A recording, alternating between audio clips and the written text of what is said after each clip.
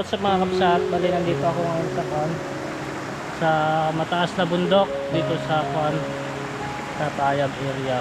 Bali kahapon galing na naman kami dito. Bali nakapag-vlog ako pero gamit ko lang yung cellphone ko. Kaya medyo pangit panoorin, magalaw. Bali ngayon guys.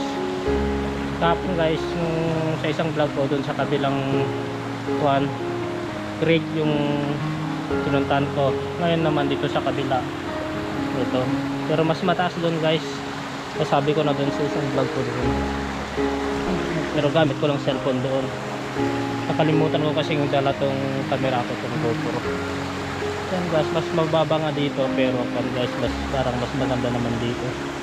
Doon kasi nakakatakot kasi sobrang taas ng mga bangin doon. Samantalang dito mas okay konti.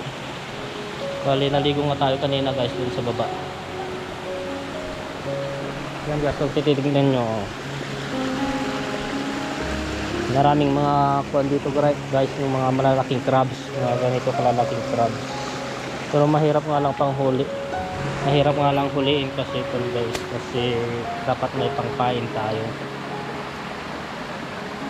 Yan nga guys, bali guys, meron din yung mga guys, yung mga punong kahoy dito na namumunga na hindi ko kasi nabidyohan. Bali guys, niluto nila ito mga ganito pala, mga rare fruit, mga to nakakain to guys.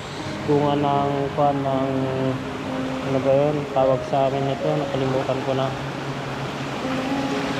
Bunga ng lapting. Ayan guys, kahapon guys namulot kami siya, yung kinain namin yung mga to. Bunga ng punong kahoy ito.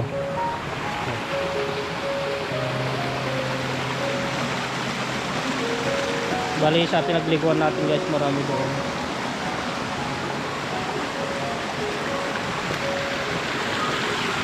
Kung tignan nyo guys, ang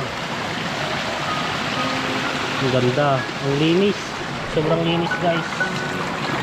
Sobrang linis ang tubig.